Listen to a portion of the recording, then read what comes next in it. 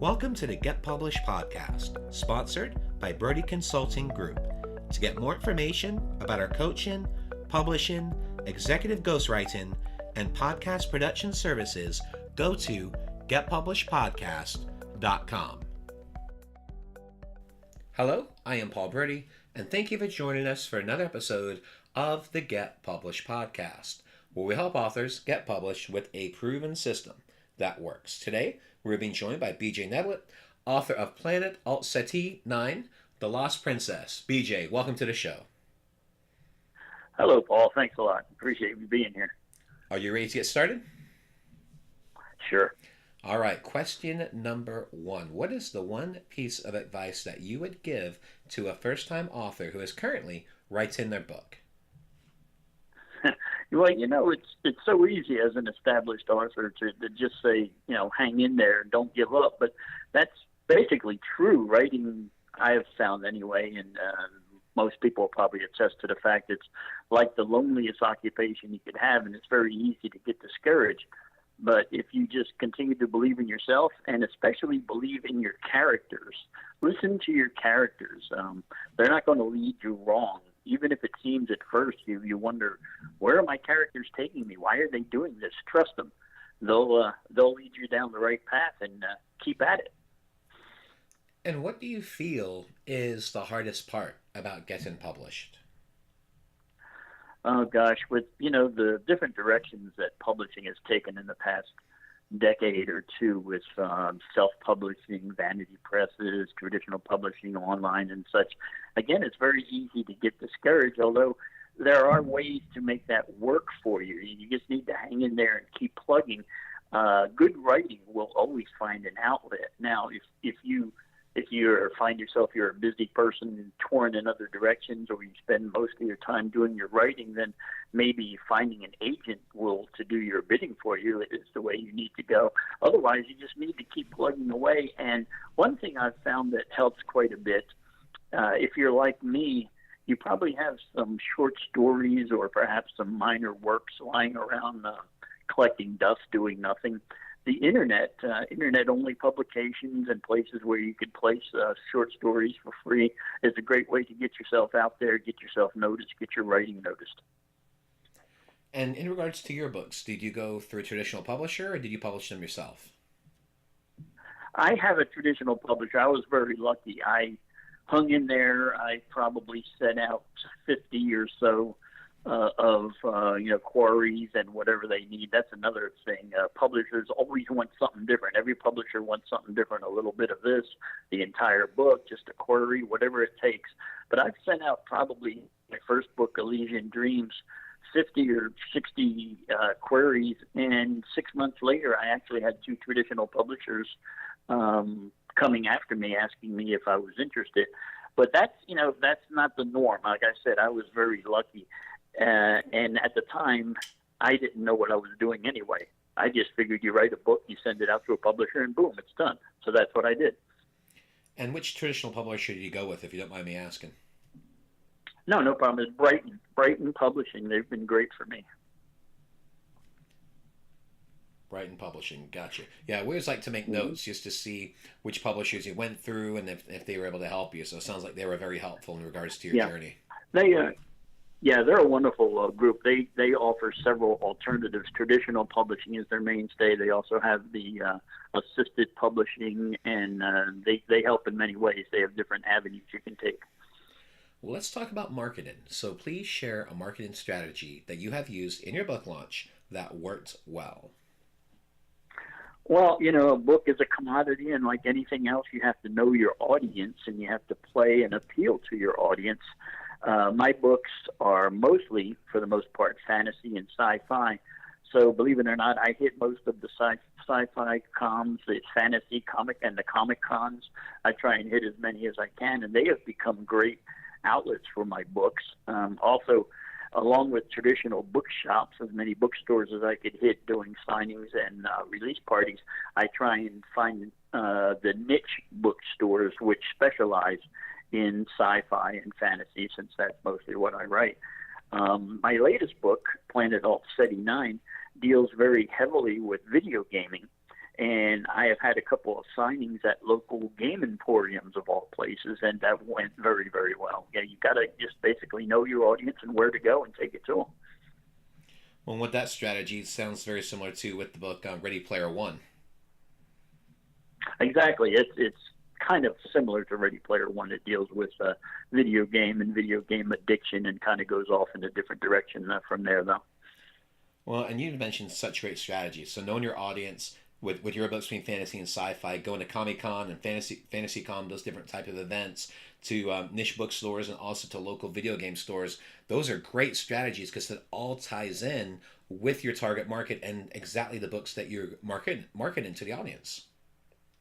Exactly. I'll be down at, matter of fact, next weekend I'll be down at the Oricon, which is a large fantasy sci-fi convention down in Portland, Oregon. They have every year.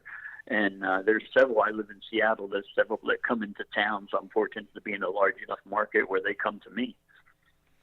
And then when you do go to these conferences, do you have a booth set up or a table? What is your process with that? Exactly. You can get yourself a booth. Most of them now are starting to cater more to writers where they have a separate area, especially just for writers other than just people selling trinkets and costumes and such. And you set up a booth and they come to you, and it works very well. Sometimes you're even asked to join a panel or talk about your wares or talk about your writing process and such. So they typically invite you, or do you have to actually to reach out and go, hey, do you have any panels I can speak at? What's the process with that? It works both ways. You need to go online and look up, say, like what I do, look up the conventions that are coming close by, and they will accept applications, and they do have kind of a screening process. Naturally, they want to make sure that the product fills in exactly with what they're looking for. But once you've done one or two, then it's fairly easy to keep going. And some of them actually just notify you each year, would you like to come back? And then was speaking at the local video game store. So did you call the manager at the restaurants? Did you stop in and go, hey, this is my book. This is what it's about. I'd love to do a sign-in. What was your process with that? That was just a stroke of genius. There's one right down the street from where I live, a very large, it's called Mox. And it's a very large card game and video and board type player game emporium where you can go in and play games. You can go in and trade cards. And such, and I just popped in and we talked to them, and I said, sure, we're glad to give it a try, and that led to another one. They have another location here in Seattle, and so we've done a couple of them, and they're very receptive. You have to be creative in your marketing. You have to look for ways to sell yourself. Well, and you have just given many examples of ideas that some of our sci-fi writers, even our nonfiction authors, these are all great strategies. Speaking at conferences, going to local stores, local bookstores, finding the right niche, and even video games. I mean, all these different strategies, they're all going to help. Yeah, with writing being as popular as it is nowadays, you'd be surprised how many different conventions there are. Mystery writers have their own conventions and such. There's even bookstores that specialize in mystery books. Same thing with fantasy and sci-fi and adventure books. You'll find that there's somebody somewhere who's into it and doing something about it, and they'd be glad to have you join right along. My second book was actually a memoir of my growing up in the 60s, Ice Cream Camelot, and there was a assisted living home right up the street from me, and I knew the fellow who kind of did the activities for them, and he set up readings for the people who lived there, and he asked me to come by, and that proved to be a lot of fun and very successful as well. Yeah, I think it's just the main thing is just thinking outside the box. Exactly. Well, let's talk about your favorite book. So what is your favorite book, and what was the number one thing that you learned from it?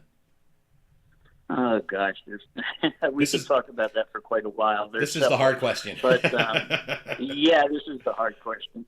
I kind of narrowed it down to a couple of them. The Great Gatsby probably ranks right up the top of my list of favorites for a couple of reasons. It's just a great book to begin with. I recommend it to anybody because it's such a quick, easy read, but there's so much to it. But I believe the book itself taught me about strong characters. All of the characters, Gatsby and Daisy and everyone else in that book, is such a strong and easily visualized character. And the other thing about the book is it's not very long. It is extremely short, considered a novella, I believe. And yet it just proves to me that you don't need a lot of words and a lot of pages to have a powerful and very memorable story. It can be fashioned out of very few words. My other favorite book was one that is probably the first adult book, I guess you would say, that I read as a child, was Ray Bradbury's The Martian Chronicles.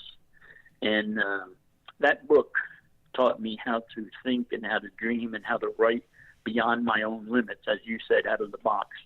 Here I am in my own little world, 10 years old, and just know the things that are around me. And I read this book, and it just all of a sudden opens up my eyes to so much more. You don't have to be restricted to what you can see or what you can think.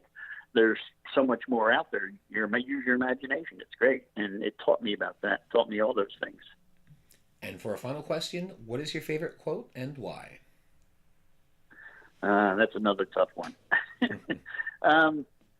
Jack Kerouac once said, "One day I will find the right words and they will be simple."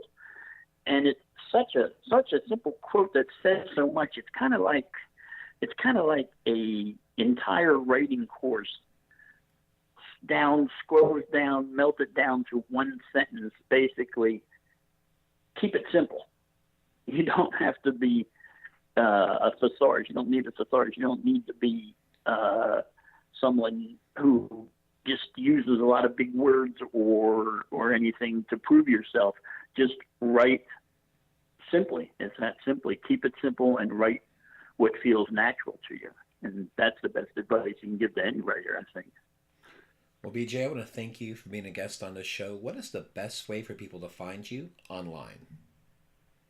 I have, actually, if you Google my name, BJ Neblet, Neblett, I come up quite a bit, but I have a website, which is at www.bjneblet.com. Again, that's BJNEBLETT.com.